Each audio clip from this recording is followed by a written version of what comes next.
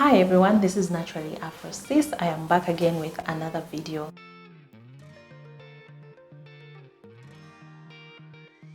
In this video, I would like to talk about how to build a natural hair regimen or a routine for hair growth. If you are a beginner to natural hair, you've just done your big chop or you're transitioning and you want to grow your hair and you're wondering how to go about it, like you have no idea how to style it or how to just maintain it. Trust me, for you to manage your natural hair, you need to build a regimen. Most people will just tell you build a regimen or a routine. So you need to be consistent to this routine, and there are basically 5 steps that you need to do mostly once during the weekend. You don't have to do it every day, but if you do it once during the weekend, then you'll find that your hair will be easier to manage and it will grow, it will even be thicker and So I'll take you through the 5 main steps, and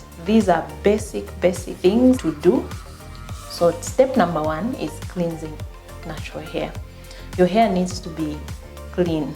There is a myth that if you keep your hair for a long time without washing and it has a lot of dandruff and then it will grow. That is not true. Dandruff could mean that you've got fungus, or you just have an infection, or it's just dry skin, flaking and all. But you can avoid all those things. So cleansing is the number 1 issue with your hair. As to how many times you cleanse your hair, that depends on your level of activity and the type of products that you put in your hair. So if you use safe, we are assuming you're using safe products that will not cause grease and a lot of buildup on your scalp. So if we say that you're using safe products, then it means that you will need to have shampoos that will not strip off of your oils from the scalp and from your hair. So you need those shampoos that will cleanse you very well without making your hair squeaky clean. So choose a shampoo that is sulfate free. I'll give an example of some of the products that I've used, but this does not mean that these are the only products I've used or are the products that you should strictly use. As long as you read your ingredients, always read your ingredients. If your product has got sulfates, then it means there's a likelihood that it will be very stripping. So choose a shampoo that is sulfate free. So the current shampoo I'm using is this one by Palmer's Raw Shear Shampoo. This does not make a shampoo with sulfate an enemy, like a complete enemy. There are those times when you've done a protective style, for those that go for a long time without shampooing their hair, and when they take down the protective style, you find that there's a lot of grease and build up on the scalp. In that case, you may need to clarify your hair. So that's when you use a clarifying shampoo. So I do not have a clarifying shampoo because I haven't been putting my hair in a protective style. So sorry, I do not have it, but you could even use the cheapest example, the VO5. I've used the VO5, and VO5 is readily available in Zambia. The good thing with VO5 is that I think it's low in silicones. That's another good alternative. Then the other alternative to the shampoos, if you want to go safe, you can use African black soap. I have an example here of African black soap. It's ginormous. Don't judge. This is my African black soap. I don't know how many kgs this is. I'll do a product giveaway. If you live in Zambia, the first 10 people to comment will share this. I'll cut a piece for you. I'll put my number down below, or you can simply just go to the salon in Minwood Ibex and get your piece. It's too big, I won't finish it alone. So let's share. So you can make your own shampoo out of the African black soap. But you know, I tend to be lazy sometimes. I just cut the piece and I use it directly. But if you want to be fancy and you want to make it easier to use, you make your own shampoo.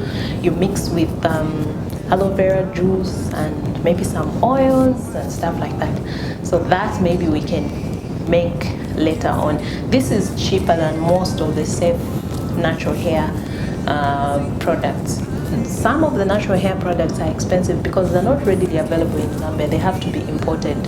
So if you want a cheaper option, you can make your own. The other part of cleansing, we hear these terms like you need to co-wash. Co-wash is basically just shampooing your hair with a conditioner. I have Purify Me by Auntie Jackie's. This is a co-wash cleanser. Step number 2 is deep conditioning. Deep conditioners are at 2 levels. I think just to make it basic, you can either deep condition with protein or with a moisturizing conditioner. Deep conditioning is basically just sitting for maybe 15 to 30 minutes. Then you cover your hair with a plastic and then you could sit in a hooded dryer, or you could go in the steamer. Deep conditioning in Zambia, we normally call it steaming. So it's not anything complicated, it's just steaming. Yeah, you need your protein conditioners when your hair is colored, damaged, and it's breaking, so you need to restore your hair. But if you just want, if your hair is not damaged, it's not colored, you just want to put moisture, you can use a moisturizing conditioner. And too much protein can be bad for your hair, so you need to strike a balance. So protein conditioners maybe once a month or so, but mostly because Zambia is hot and dry, I mostly do moisturizing deep conditioners. An example of a deep conditioner by Auntie Jackie, In Control. So I have used this product. It's a moisturizing and softening conditioner.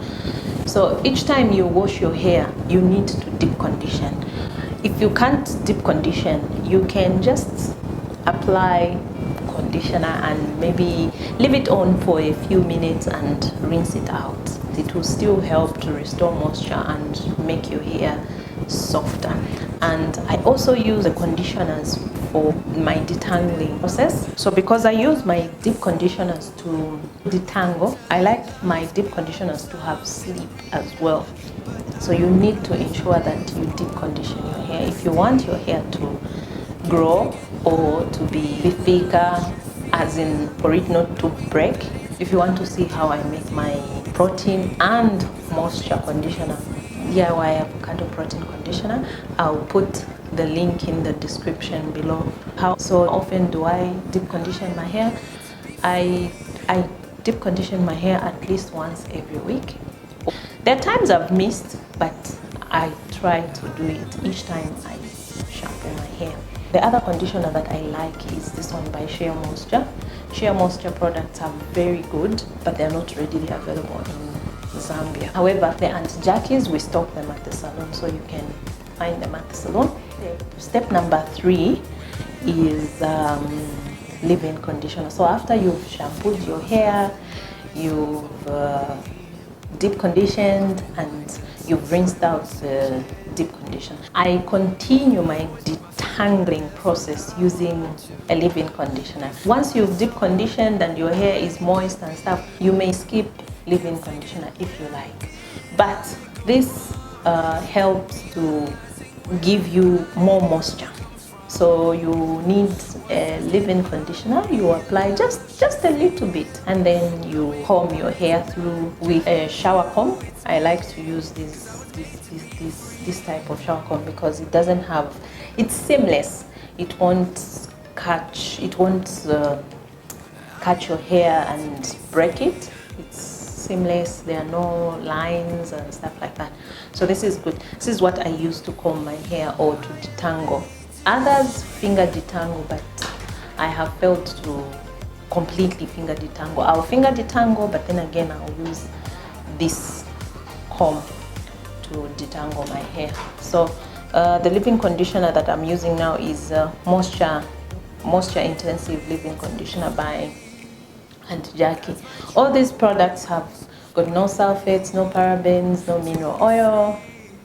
Yeah, so if you are that particular, then you know that you need to use products of that age. But if the other products work for you, then that's fine. Step number 4 is sealing. So after I put my leave-in conditioner, I go in with oil. So you need to have an oil of your choice. This one is a multi-purpose by Anti-Jerky, soft all over. It's enriched with flaxseed oil, coconut oil, jojoba oil, shea butter, grapeseed and ginseng. My favorite oil is olive oil, and you find it in the whole food section. You could also use coconut oil, but coconut oil is a bit drying to use it on its own. So normally I would mix it. I would mix olive oil, coconut oil, and any other oil that you would like to use. But olive oil is good enough if you don't have the other oils. So for some types of hair, oil is enough to seal. Then you will have finished. But for my type of hair, it dries out quickly. So to make sure that I seal in completely nicely, I have to use shea butter, raw shea butter. The raw shea butter itself is usually hard to use. So what I do is I get it, blend different oils and maybe even essential oils, drops of essential oils to just add a scent. But I still do it even without. And then when I blend it, I put it in this package. It's nice and fluffy. I don't know if you can see. It's easier to use this way. As a new natural, you may find it difficult to use the raw shea butter. So raw shea butter is hard to use. You need to blend it with other oils to make it fluffy and usable. Yeah, so those are the 5 steps, and these are the 4 basic products that you need. The others are stylers and the gels and stuff like those. You can use them if you have the time and the money. And then after you've sealed, you can style as desired. You can make band knots, you can make twists, you can make flat twists. All these styles, they can be done on short hair. You can check out my natural hair journey from big chop to 1 year, and from 1 year, I think, to 2 years. You see some pictures of styles that I did when my hair was shorter. Then you can also check out other videos on how I style my hair. Maybe it can help you. So please subscribe, turn on your notification button, and then you can see all these other videos on how to style or how I care for my hair in the night. So after you've done all this at night, your hair still needs to be cared for. So the other thing that I do in the night is to wear a satin cap. Whatever I do, whether my hair is like this, I'll need to wear a satin cap when I'm going to bed like this, and then this way my hair is protected. Satin material prevents loss of moisture. It does not suck moisture. Prevents your hair from losing moisture to your cotton pillowcases. So if you want to protect your hair whilst you are asleep, you wear a satin cap, or alternatively sleep on a satin pillowcase. It helps out making my hair manageable in the morning, and it also helps to preserve some styles like the curly styles. If I wear a satin cap, you find that my hair will still be okay in the morning, but if I don't, you find that it's dry and frizzy. Also, it also helps in reducing frizz. So that's my weekly routine. So this is just a basic routine for a new naturalista who wants to maintain their natural hair, who wants to grow their hair. So I hope you found this video helpful. Please give it a like, share, and please just know that what works for me might not work for you, or what works for you might not work for me. And please subscribe, and then you turn on your notification button so that each time I upload a new video, you get notified. Thank you very much for watching, and bye. See you in the next video.